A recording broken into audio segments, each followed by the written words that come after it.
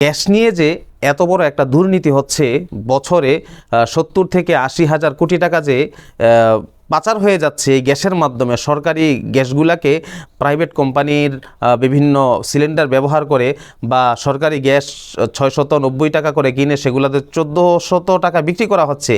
এই যে সাধারণ মানুষ থেকে এত হাজার হাজার টাকা লুটপাট করে নেওয়ার দায় স্বীকার করবে কারা, বা সাধারণ মানুষ থেকে এত টাকা লুটপাট যে হচ্ছে এর বিচার করবে কারা? আসসালামু আলাইকুম রহমতুল্লাহি ওয়া বারাকাতুহু। প্রিয় দর্শক, আশা করি সবাই ভালো আছেন।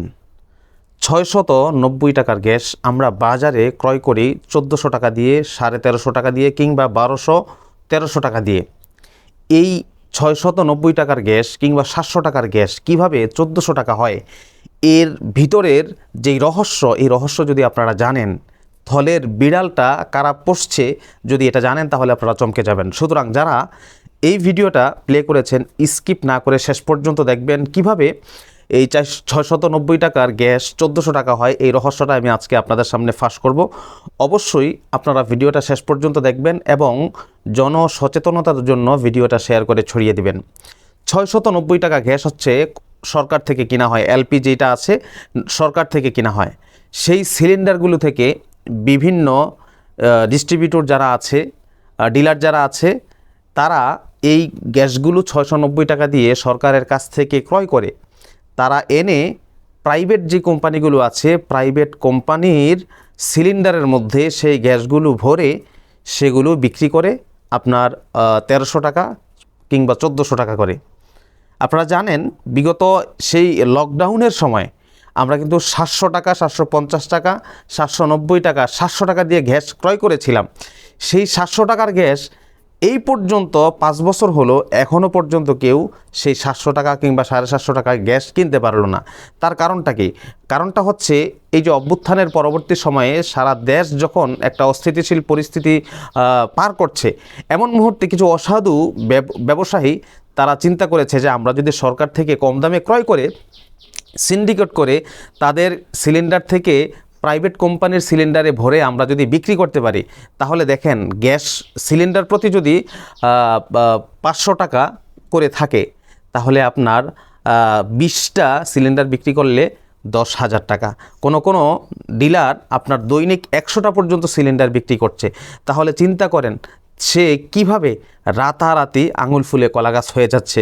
প্রিয় দর্শক, এই প্রক্রিয়াটা তারা মূলত সরকারি এলপিজির যেই সিলিন্ডারগুলো আছে সেগুলো থেকে মেশিনের মাধ্যমে প্রাইভেট কোম্পানির যে সিলিন্ডারগুলো আছে সেগুলো থেকে গ্যাসটাকে ট্রান্সফার করে সেগুলো ওই প্রাইভেট কোম্পানির গ্যাস বলে বাজারে বিক্রি করে। সাধারণ ক্রেতা যারা আছে, ভোক্তা যারা আছে, তারা তো আর এই বিষয়গুলো জানে না। তারা মনে করে যে আসলে গ্যাস তারা বেশি দামে আনছে, এই জন্য তারা সেল দিতেছে বেশি দামে।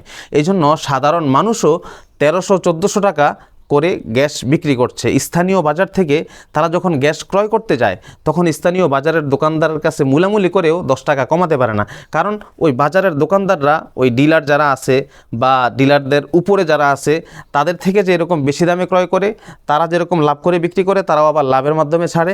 এই কারণে দোকানদাররা এসে সর্বশেষ পর্যায়ে তারা অনেক সময় বলে যে আমাদের 50 টাকা, 100 টাকা কিংবা 20-30 টাকা থাকে, তো আমরা এত কম লাভ রেখে তারপরেও তো আপনাদেরকে দিচ্ছি।